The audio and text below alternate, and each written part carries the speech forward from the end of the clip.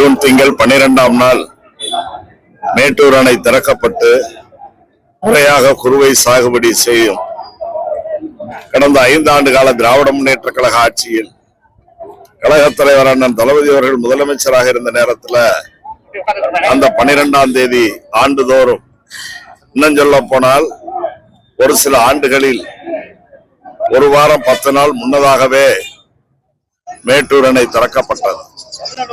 அந்த நிலையில் தமிழ்நாட்டில் இப்பொழுது ஆட்சி மாற்றம் ஏற்பட்டு கர்நாடகாவிலும் முதலமைச்சர் மாறி இருக்கின்ற இந்த நிலையில் 40 நாட்களை கடந்த நிலையிலும் மேட்டூர் அணை திறக்கப்படாதது தமிழ்நாட்டினுடைய உணவு உற்பத்தியை வெகுவாக பாதிப்பதோடு பல லட்சக்கணக்கான விவசாயிகளுடைய பொருளாதாரத்தையும் முடக்குகின்ற காரியமாக அமைந்தது.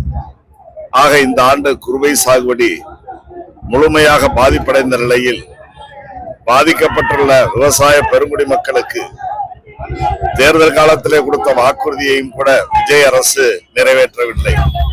குறிப்பாக அவர்களுடைய தேர்தல் அறிக்கையில் எங்களது ஆட்சி அமையுமேனால் 5 ஏக்கருக்கு உட்பட்ட விவசாயிகள் பெற்றிருக்கக்கூடிய கடனை முழுமையாக ரத்து செய்வோம் என்றும், அதற்கு மேல் நிலமுள்ளவர்கள் பெற்ற கடனை பாதி ரத்து செய்வோம் என்றும் சொன்னார்கள்.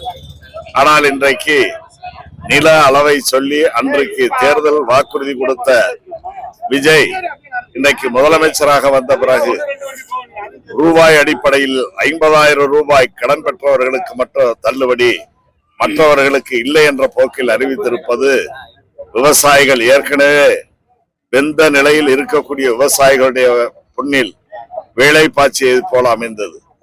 ஆக இந்நிலையில் முறையாக நம்முடைய பல்வேறு ஏறத்தாழ 60-70 ஆண்டுகால நடவடிக்கை, சட்ட நடவடிக்கை, இவற்றின் மூலமாக நமக்கான உரிமையை உயர்நீதிமன்றம், உச்ச நீதிமன்றமும் நமக்கு வழங்கி இருக்கின்ற அந்த தீர்ப்பின் அடிப்படையில் பெற வேண்டிய நீரை முதலமைச்சராக பொறுப்பேற்ற விஜய் அவர்கள் தலைமையிலான அந்த அரசு பெறுவதற்கு மறுத்து வந்தது. எந்த விதமான நடவடிக்கையும் எடுக்காமல் இருந்த இந்த நிலையிலேதான் குறிப்பா கர்நாடக அரசு தண்ணீர் தர மறுக்கின்றவர்கள் இன்றைக்கு அனைத்து கட்சி கூட்டத்தை அங்கே கூட்டி நாங்கள் அனைவரும் ஒற்றுமையாக ஓரணியில் இருக்கிறோம் என்பதை காட்டியிருக்கிறார்கள். ஆனால் தண்ணீரை பெற வேண்டிய தமிழ்நாட்டின் முதலமைச்சர் விஜய் தலைமையிலான அரசு எந்த கட்சிகளையும் கலந்து கொள்ளாமல், யாரிடத்திலும் எந்த ஆலோசனையும் இல்லாமல் இன்றைக்கு ஒரு தவறான நடவடிக்கை எடுத்ததன் மூலமாக விவசாயிகள் மற்றும் அனைத்து தரப்பு மக்களையும் இன்றைக்கு பாதிக்கின்ற சூழ்நிலையும் கடந்து, குறிப்பாக அதையொட்டி திராவிட முன்னேற்ற கழகம் என்ற ஜனநாயக பேரியக்கத்தின் சார்பில் நேற்றைய தினம் டெல்டா மாவட்டங்களான தஞ்சை தரணியில் மாண்புமிகு நம்முடைய கழக தலைவர் அண்ணன் தளபதி அவர்களால் அறிவிக்கப்பட்ட அந்த ஆர்ப்பாட்டத்தில் திராவிட முன்னேற்ற கழகத்தினுடைய சட்டமன்ற எதிர்கட்சி தலைவர், இன்றைக்கு தமிழக சட்டமன்ற எதிர்கட்சி தலைவர் அவர்கள் தலைமையில் திராவிட முன்னேற்ற கழகத்தில் இன்றைக்கும் கூட்டணியில் அங்க வைக்கக்கூடிய கட்சிகள் மற்றும் டெல்டா மாவட்டத்தினுடைய அனைத்து கழக நிர்வாகிகள்லாம் கலந்து கொண்டு மிகப்பெரிய கண்டன ஆர்ப்பாட்டத்தை நடத்தினார்கள்.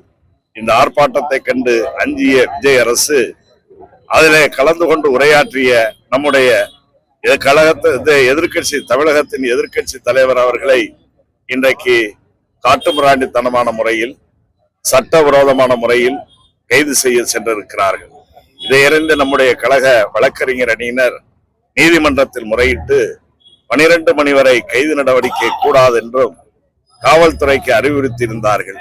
ஆனாலும் 11 மணிக்கே உயர்நீதிமன்ற உத்தரவையும் மீறி கைது செய்யப்பட்டிருப்பது கண்டனத்துக்குரியது. எஞ்சியவற்றை நீதிமன்றம் இந்த அரசை பார்த்து கொள்ளும்.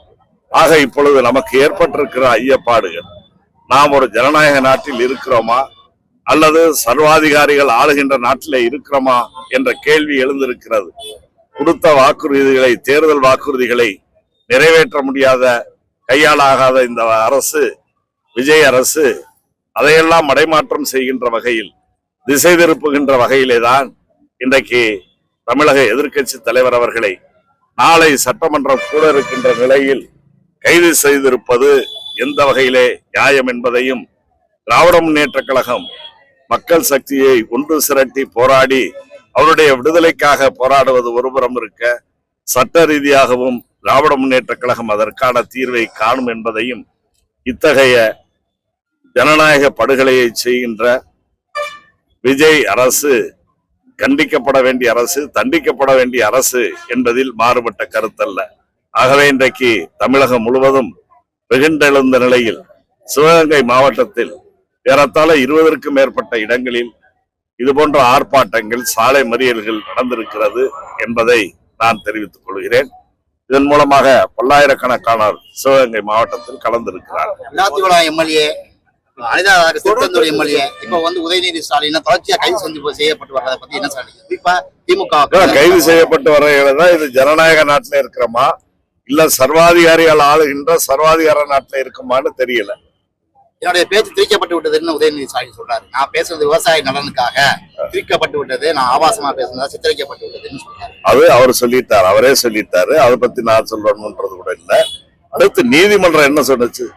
12 மணி வரை கைது நடவடிக்கை கூடாது என்று அறிவுறுத்திய நிலையிலும் செய்யறாங்கன்னா இது எந்த வகையான இது? அதாவது ஒன்னும் சுய புத்தி இருக்கணும், இல்ல சொல் புத்தி இருக்கணும்.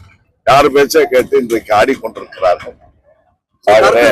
சட்டம் தன்னுடைய கடமையை செய்யும். டிஎம்கே கூட்டணியில் இருந்த ஏற்கனவே இந்த கூட்டணி கட்சிகள் இந்த மாற்று கட்சியில் இணைஞ்சிருக்காங்க. ஆனா அந்த கைது நடவடிக்கை பற்றி இதுவரைக்கும் எந்த ஒரு தகவலுமே அறிக்கை ஆயிருக்கு. வரும் குறிப்பா திமுக கழகத்தின் மேலேயே எதுக்கு ஆளுங்கட்சி அழுத்தம் கொடுக்கிறது? திராவிட முன்னேற்ற கழகத்துக்கு ஆளுங்கட்சியிலிருந்து அவங்க ஆளுங்கட்சினா எதிர்கட்சி யாரு? நீங்கதான். நாங்க தான். அப்புறம் எங்களை தான் தாக்குவாங்க. எல்லாரும் வருவாங்க.